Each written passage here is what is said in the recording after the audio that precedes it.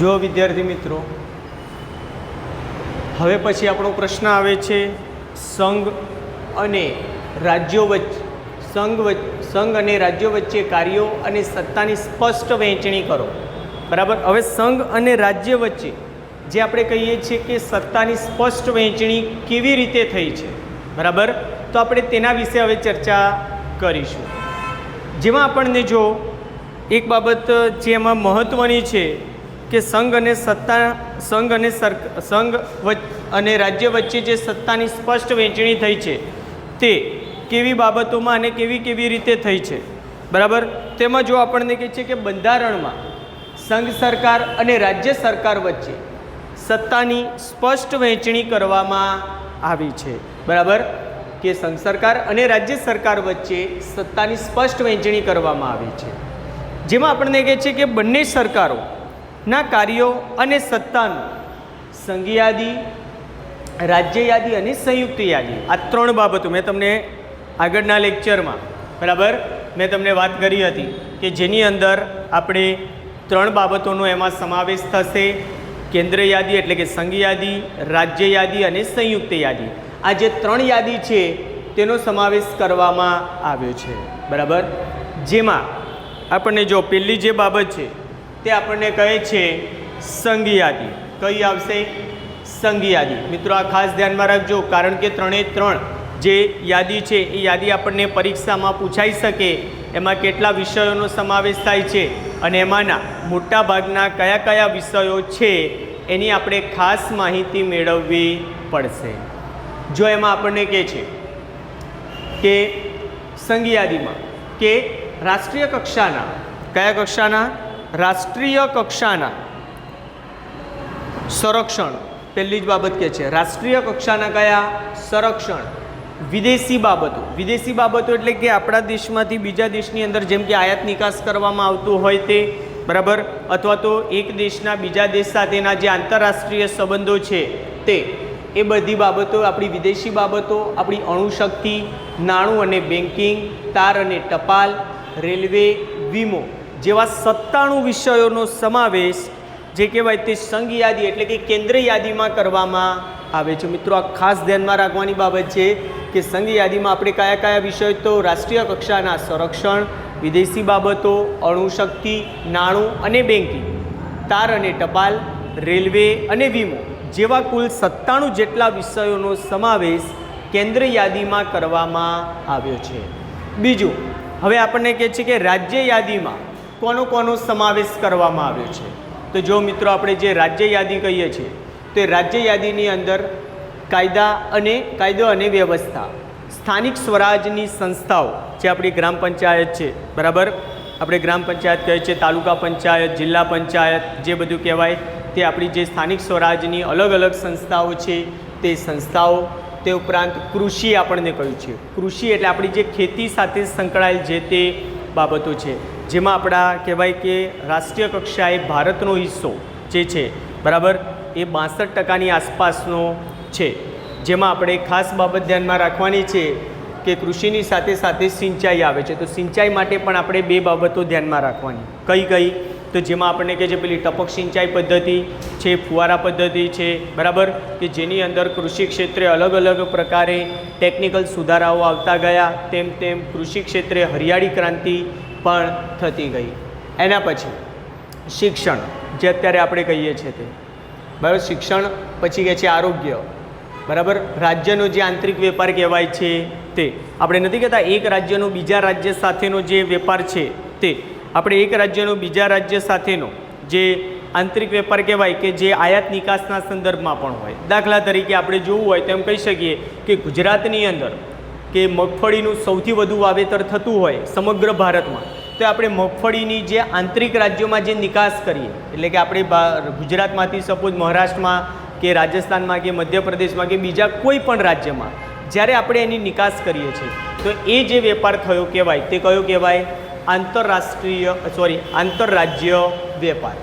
પછી કહે છે વાણિજ્ય જેવા કુલ 66 વિષયોનો સમાવેશ એમાં કરવામાં આવ્યો છે. મિત્રો આ ખાસ ધ્યાનમાં રાખવાનું છે કે રાજ્ય યાદીમાં કાયદો અને વ્યવસ્થા, સ્થાનિક સ્વરાજની સંસ્થાઓ, કૃષિ, સિંચાઈ, શિક્ષણ, આરોગ્ય, રાજ્ય આંતરિક, વેપાર અને વાણિજ્ય જેવા કુલ 66 વિષયોનો સમાવેશ કરવામાં આવ્યો છે, જેમાં આપણને કહ્યું છે કે વિષયો પર રાજ્ય સરકાર કાયદો ઘડી શકે છે અને તેમાં ફેરફાર કરી શકે છે. જો પહેલાંમાં જે હતું સંઘ યાદીમાં, એમાં કેટલા વિષયો હતા? 97 વિષયો હતા અને એ વિષયો પર સંઘ સરકાર કાયદો ઘડી શકે અને એમાં ફેરફાર કરી શકે છે. બરાબર? એટલે સંઘ યાદીમાં કેન્દ્ર સરકાર કાયદો ઘડે અને ફેરફાર કરે, જ્યારે રાજ્ય યાદીની અંદર રાજ્ય સરકાર કાયદો ઘડે અને તેમાં ફેરફાર કરી શકે છે. ત્રીજું કહે છે સંયુક્ત યાદી. સંયુક્ત યાદીમાં આપણને કહ્યું છે દીવાની અને ફોજદારી બાબતો. બરાબર? જે નાના મોટા કહેવાય ને કે જે પોલીસ સ્ટેશનમાં કે કોર્ટમાં જે કેસ ચાલતા હોય, નાના મોટા જે મારપીટના હોય કે એવા કોઈ પણ નાના મોટા જે કેસ હોય, પારિવારિક ઝઘડાઓ હોય, તે બધા જે કહેવાય દીવાની અને ફોજદારી બાબતો. ત્યાર પછી આપણને કહે છે લગ્ન, છૂટાછેડા અને ભરણપોષણ. બરાબર?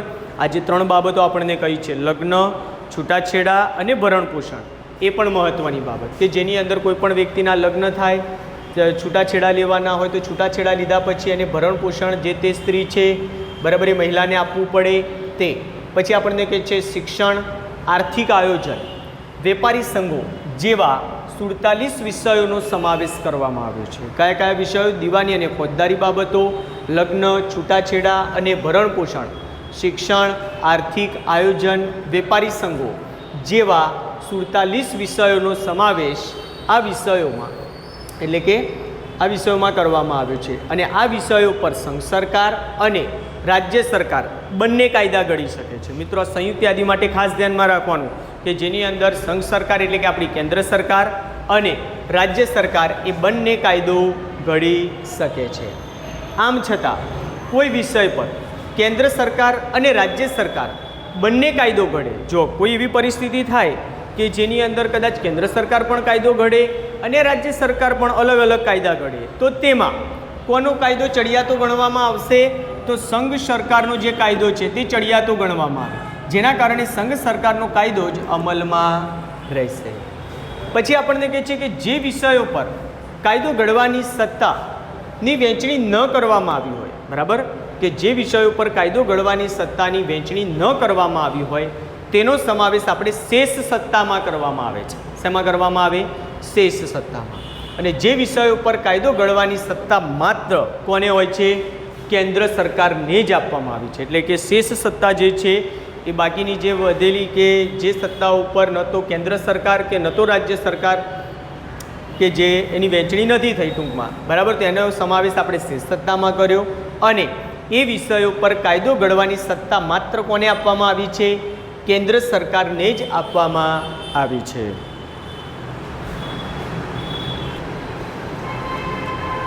જો હવે વિદ્યાર્થી મિત્રો આગળ કે ભારતના આમુખમાં કયા કયા આદર્શો જણાવવામાં આવ્યા છે. ટૂંકમાં આપણે આપણા ભારતના આમુખની અંદર કઈ કઈ બાબતો જણાવવામાં આવી છે. તો જો એમાં આપણે પહેલું કહે છે કે ભારત સાર્વભૌમ, સમાજવાદી, બિનસાંપ્રદાયિક, લોકશાહી અને પ્રજાસત્તાક તરીકે સંસ્થાપિત કરવો. જો આપણે કઈ બાબત પહેલી કહી છે કે જેની અંદર આપણા ભારતને સાર્વભૌમ, સમાજવાદી, બિનસાંપ્રદાયિક, લોકશાહી અને પ્રજાસત્તાક તરીકે જાહેર કરવામાં આવ્યો છે, મીન્સ કે સંસ્થાપિત કરવો. બીજું કે છે દેશમાં સામાજિક, આર્થિક અને રાજકીય ન્યાયની સ્થાપના કરવી, કે જે આપણા દેશની અંદર છે કે એક સૂત્રીય સળંગ ન્યાયતંત્રની વ્યવસ્થા કરવામાં આવી છે કે જેની અંદર કોઈ પણ પ્રકારે આપણે એમાં ધારાસભા જે છે આપણી, બરાબર, કે કારોબારી છે એનો કોઈ પણ સભ્ય, બરાબર, ન્યાયતંત્રની બાબતમાં કોઈ પણ બાબતે એ લોકો સલાહ સૂચન આપતા નથી. એમાં માત્ર ને માત્ર સલાહ સૂચન આપવાનું કાર્ય માત્ર કોણ કરી શકે? તો કે રાષ્ટ્રપતિ કરી શકે છે. એટલે કે રાષ્ટ્રપતિ સિવાય એમાં કોઈ પણ વ્યક્તિ ઇન્ટરફિયર ન કરી શકે. બીજું કહે છે કે દેશમાં વિચાર, વાણી અને માન્યતાની અભિવ્યક્તિની સ્વતંત્રતા. દરેકે દરેક વ્યક્તિને પોતાના જે વિચારો છે, પોતાની જે તે બાબતો છે અંદર રહેલી એને પ્રસ્થાપિત કરવાની જે તે વ્યક્તિને સ્વતંત્રતા આપવામાં આવી છે. કેમ? કારણ કે દરેકે દરેક વ્યક્તિનામાં કંઈક ને કંઈક સારો ગુણ રહેલો હોય, એ પોતે કંઈક વ્યક્તિ કરવા ઈચ્છે છે સારું, તે કરી શકે. એના માટે થઈને આપણા દેશના, આપણા બંધારણમાં વિચાર, વાણી અને માન્યતાની અભિવ્યક્તિની સ્વતંત્રતા આપવામાં આવી છે. તે ઉપરાંત ધર્મ અને ઉપાસનાની સ્વતંત્રતા, મતલબ કે જે તે વ્યક્તિને જે તે ધર્મમાં માનવું હોય એ ધર્મની ઉપાસના, એની જે તે પ્રાર્થના છે એ પ્રાર્થનાને અનુસરવાની જે બાબત છે એના માટેની સ્વતંત્રતા છે એ તેમને આપવામાં આવી છે. અને આપણા ભારત જેવા દેશની અંદર તો આપણને બધાને ખબર છે કે અલગ અલગ ભાષા, ધર્મ, જાતિ, જ્ઞાતિ, લિંગ ધરાવતા લોકો વસવાટ કરે છે. ઘણા બધા લોકો કોઈ હિન્દુ ધર્મમાં, કોઈ મુસ્લિમ, કોઈ ખ્રિસ્તી, કોઈ અલગ અલગ ધર્મમાં માનતા હોય છે. અને દરેક ધર્મની માન્યતાઓ પણ કેવી હોય? અલગ અલગ હોય છે. એટલા માટે આપણને કહ્યું કે ધર્મ અને ઉપાસનાની સ્વતંત્રતા છે તે બધાને આપવામાં આવી. બીજું કહે છે કે વ્યક્તિત્વના વિકાસ માટે દરજ્જો અને તકની સમાનતા. કોઈ પણ વ્યક્તિનું વ્યક્તિત્વ, બરાબર, એની પર્સનાલિટી જે છે એ સારામાં સારી વિકસે એના માટે થઈને પણ આપણા બંધારણની અંદર તેઓને દરજ્જો અને તકની સમાનતા આપવામાં આવી છે. જેમાં આપણે કહીએ કે જે કોઈ નથી કહેતા કે આપણે કોઈ કહેવાય કે કોઈ નીચલી જ્ઞાતિના હોય કે નીચેની જ્ઞાતિના, તેમના પ્રત્યે પહેલાંના સમયની અંદર આપણે અસ્પૃશ્યતા રાખવામાં આવતી હતી. હવે એ અસ્પૃશ્યતાને દૂર કરવા માટે થઈને, દૂર તો જો કે નો ડાઉટ થઈ ગઈ છે, પણ તેમ છતાં પણ એના રહ્યા સયા જે અંશો છે એ પણ દૂર થાય એના માટે થઈને પણ ભારત સરકારે બધાના માટે કેવો સમાન તક અને સમાન દરજ્જો જે છે એ આપી દેવામાં આવ્યો. બીજું કહે છે વ્યક્તિના સર્વાંગી વિકાસ માટે ગૌરવની સ્થાપના, એટલે કે એનું માન જળવાઈ રહે, દરેક વ્યક્તિનું જે માન છે તે જળવાઈ રહે એના માટે થઈને પણ આપણા બંધારણની અંદર વ્યક્તિના સર્વાંગી વિકાસ માટે ગૌરવની સ્થાપના કરવામાં આવી છે. બીજું આપણને કહે છે કે રાષ્ટ્રની એકતા અને અખંડિતતાને સુદૃઢ કરે એવી બંધુત્વની ભાવનાને વિકસાવવી. આપણે બધાને ખબર છે કે આજના સમયની અંદર જો ભાઈચારાની ભાવના નહીં હોય તો લાંબા ગાળે એની અસર શું થશે કે આપણે કદાચ એની કલ્પના પણ ન કરી શકીએ એવી અસર થઈને ત્યાં ઊભી રહેશે. એના માટે થઈને આપણા બંધારણમાં પણ એવું કહેવામાં આવ્યું છે કે રાષ્ટ્રની એકતા, કે ભારતના બધા જ લોકો એક થઈને રહે અને અખંડિતતા, એને કોઈ પણ પ્રકારે કોઈ ખંડિત કરવાનું કાર્ય ન કરે, એ જે બાબતો છે એને સુદૃઢ કરે એવી બંધુત્વની, એટલે કે ભાઈચારાની જે ભાવના છે તે લોકોમાં વિકસે. બરાબર. એટલે આ જે હતો કે અમુકમાં કયા આદર્શો જણાવવામાં આવ્યા, તો તે આદર્શો હતા. હવે બીજું કહે છે કે ભારતના બંધારણમાં કટોકટી માટે કઈ જોગવાઈ કરવામાં આવી છે. તો આપણા ભારતના બંધારણ માટે જો કટોકટી માટે થઈને આપણને 3 પ્રકારની બાબતો એમાં આપી છે. જેમાં પહેલું આપણને કહે છે યુદ્ધ, બાહ્ય આક્રમણ કે દેશમાં સશસ્ત્ર બળવા જેવી આંતરિક અશાંતિ સામે સમગ્ર દેશની રાષ્ટ્રીય સલામતી કે તેના કોઈ પણ ભાગની સુરક્ષિતતા ભયમાં મુકાઈ ગઈ હોય ત્યારે દેશમાં સલામતી વિષયક કટોકટીની સ્થિતિ જાહેર કરવામાં આવે છે. મિત્રો ખાસ ધ્યાનમાં રાખવાનું કે કોઈ પણ દેશની અંદર, બરાબર, જ્યારે એવું લાગે કે યુદ્ધની કોઈ પરિસ્થિતિ કે યુદ્ધ કે કોઈ બાહ્ય આક્રમણની પરિસ્થિતિ સર્જાવાની છે, બરાબર, અથવા તો સશસ્ત્ર બળવો કે અંદરના આંતરિક લોકો દ્વારા કોઈ પણ બળવાખોરી છે એ કદાચ ચાલુ થવાની છે, તો એ માટે થઈને સમગ્ર દેશમાં રાષ્ટ્રીય સલામતી ન જોખમાય, બરાબર, એટલે કે રાષ્ટ્રીય સલામતી કે તેના કોઈ પણ ભાગની સુરક્ષિતતા જે છે તે ભયમાં ન મુકાય એના માટે, એટલે કે જો ભયમાં મુકાઈ ગયું હોય ત્યારે દેશમાં કઈ કટોકટી જાહેર કરવામાં આવે? સલામતી વિષયક કટોકટી જાહેર કરવામાં આવે છે. બરાબર. એના પછી બીજું આપણને કહે છે કે રાજ્યપાલના અહેવાલ પરથી, કોના અહેવાલ? રાજ્યપાલના અહેવાલ પરથી કે રાષ્ટ્રપ્રમુખને ખાતરી થાય કે રાજ્યમાં બંધારણના નિયમો પ્રમાણે વહીવટ ચાલી શકે એમ નથી. શું કહ્યું?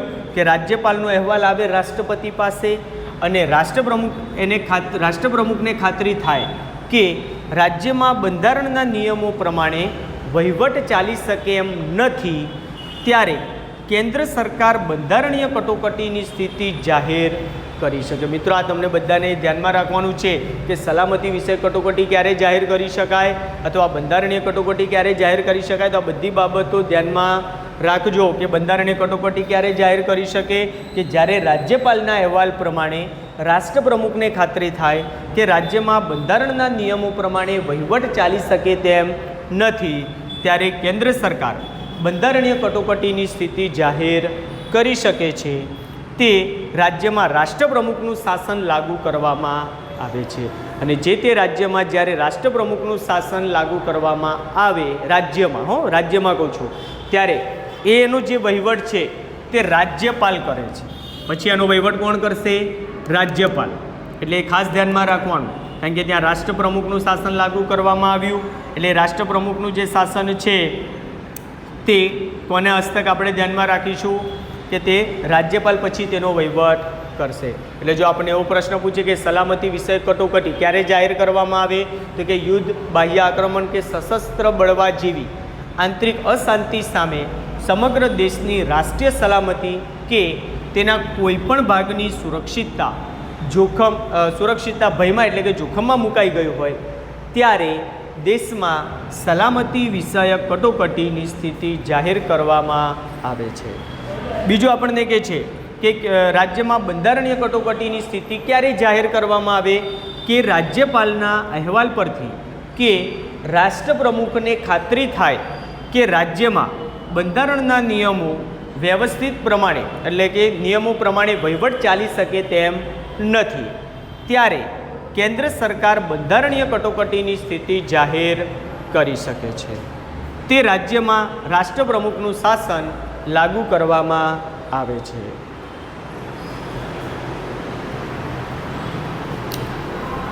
જો હવે નાણાકીય કટોકટી ક્યારે જાહેર કરી શકે? કઈ? નાણાકીય. તેમાં આપણને કહે છે કે સતત ભાવ વધારાના કારણે નાણાંના મૂલ્યમાં ઝડપથી ધોવાણ થતું હોય ત્યારે નાણાકીય કટોકટી જાહેર કરવામાં આવે છે. એટલે મિત્રો ખાસ ધ્યાનમાં રાખજો કે નાણાકીય કટોકટી ક્યારે જાહેર કરી શકાય કે સતત ભાવ વધારાના કારણે નાણાંના મૂલ્યમાં ઝડપથી ધોવાણ થતું હોય ત્યારે નાણાકીય કટોકટી જાહેર કરવામાં આવે છે. બરાબર મિત્રો, એટલે આ ખાસ જે કોન્સેપ્ટ છે 3 કે આપણા દેશમાં કટોકટીની સ્થિતિ ક્યારે જાહેર કરી શકીએ તો આપણે 3 રીતની વાત કરી. બરાબર, પહેલી જે બાબત હતી તે શું કે સલામતી વિષયક કટોકટી, બીજી જે હતી આપણને કીધું કે બંધારણીય કટોકટી, અને ત્રીજી જે આપણને કહી છે કે નાણાકીય કટોકટીની સ્થિતિ જાહેર ક્યારે કરી શકાય તો એ એના પછીનો આપણને પ્રશ્ન કે છે કે બંધારણમાં સુધારાની જોગવાઈ સ્પષ્ટ કરો. કે હવે આપણા દેશની અંદર જે બંધારણ છે તો બંધારણ માટેની જે તે જોગવાઈઓ છે તો એના માટે કઈ કઈ જોગવાઈઓ કરવામાં આવી છે.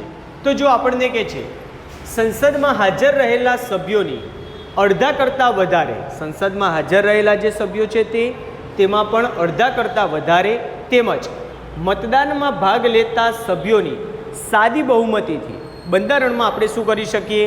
સુધારો કરી શકાય છે. સાદી બહુમતીથી જ્યારે સુધારો કરવાનો હોય ત્યારે સંસદમાં હાજર રહેલા સભ્યોની અડધા કરતાં વધારે બહુમતી, બરાબર, અડધા કરતાં વધારે તેમજ મતદાનમાં ભાગ લેતા સભ્યોની સાદી બહુમતીથી આપણે શું કરી શકીએ? સુધારો કરી શકીએ. બીજું આપણને કહે છે કે કેટલીક બાબતોમાં સંસદના બંને ગૃહો એટલે લોકસભા અને રાજ્યસભા બંને ગૃહોની કુલ સભ્ય સંખ્યાની બહુમતી, જેટલા પણ સભ્યો છે એ સભ્ય સંખ્યામાં પણ પાછી બહુમતી તેમજ હાજર રહેલા અને મતદાનમાં ભાગ લેતા સભ્યોની 2/3 બહુમતી જરૂરી છે. કે જ્યારે બંધારણમાં સુધારો કરવો છે ત્યારે સંસદના બંને ગૃહો, એમાં લોકસભા અને રાજ્યસભા, એ બંને ગૃહોના કુલ સભ્ય સંખ્યા, એની જેટલી પણ સભ્ય સંખ્યા હોય તે સભ્ય સંખ્યાની સ્પષ્ટ બહુમતી એટલે કે જે લોકો હા પાડતા હોય તેવા કે આ સુધારો કરવો આવશ્યક છે તો એ બહુમતી તેમજ હાજર રહેલા અને મતદાનમાં ભાગ લેતા સભ્યોની 2/3 બહુમતી જરૂરી છે. ત્યારે જ તેમાં સુધારો થઈ શકે. ત્રીજું આપણને કહે છે કે કેટલીક બાબતોમાં સંસદના બંને ગૃહોની કુલ સભ્ય સંખ્યાની બહુમતી, શું કીધું આપણને? કેટલીક બાબતોમાં સંસદના બંને ગૃહોમાં એટલે લોકસભા અને રાજ્યસભાના કુલ સભ્ય સંખ્યાની બહુમતી તેમજ હાજર રહેલા અને મતદાનમાં ભાગ લેતા સભ્યોની 2/3 બહુમતીની આવશ્યકતા, શું કીધું આપણે? 2/3 સભ્યોની આવશ્યકતા, જે આમાં હતું એનું એ છે. ઉપરાંત 50% કરતાં વધારે રાજ્યોની વિધાનસભાઓની પણ મંજૂરી જરૂરી છે. આ પ્લસમાં છે, બરાબર. જે વધારાની ઇન્સ્ટ્રક્શન છે ત્રીજી બાબતમાં તે જે છે તે કેવી છે? પ્લસમાં છે. એટલે ધ્યાનમાં રાખજો, બરાબર. આ ઉપરાંત કેન્દ્ર અને રાજ્યોના આંતરિક સંબંધોમાં, શું કીધું આપણને? કેન્દ્ર અને રાજ્યના જે આંતરિક સંબંધો છે તે આંતરિક સંબંધોમાં કે ઉચ્ચ ન્યાયતંત્રના માળખામાં સુધારો કરવા માટે દેશના બધા રાજ્યો પૈકી ઓછામાં ઓછા કેટલા 50% રાજ્યોની સંમતિ હોવી આવશ્યક છે. તો અને તો જ આપણે સુધારો કરી શકીએ. જો પહેલી બાબત શું કહી, સંસદમાં હાજર રહેલા સભ્યોની અડધા કરતાં વધારે તેમજ મતદાનમાં ભાગ લેતા સભ્યોની સાદી બહુમતીથી સુધારો કરી શકાય. બીજું કહે છે કે કેટલીક બાબતોમાં સંસદના બંને ગૃહોની કુલ સભ્ય સંખ્યાની બહુમતી તેમજ હાજર રહેલા અને મતદાનમાં ભાગ લેતા સભ્યોની 2/3 બહુમતી જરૂરી છે. ત્રીજી બાબત કહે છે કે કેટલીક બાબતોમાં સંસદના બંને ગૃહોની કુલ સભ્ય સંખ્યાની બહુમતી તેમજ હાજર રહેલા અને મતદાનમાં ભાગ લેતા સભ્યોની 2/3 બહુમતીની આવશ્યકતા હોય છે. આ ઉપરાંત 50% કરતાં વધારે રાજ્યોની વિધાનસભાઓની મંજૂરી પણ જરૂરી છે. આ ઉપરાંત કેન્દ્ર અને રાજ્યોના આંતરિક સંબંધોમાં કે ઉચ્ચ ન્યાયતંત્રના માળખામાં સુધારો કરવા માટે દેશના બધા રાજ્યો પૈકી ઓછામાં ઓછા કેટલા 50% રાજ્યોની સંમતિ હોવી આવશ્યક છે.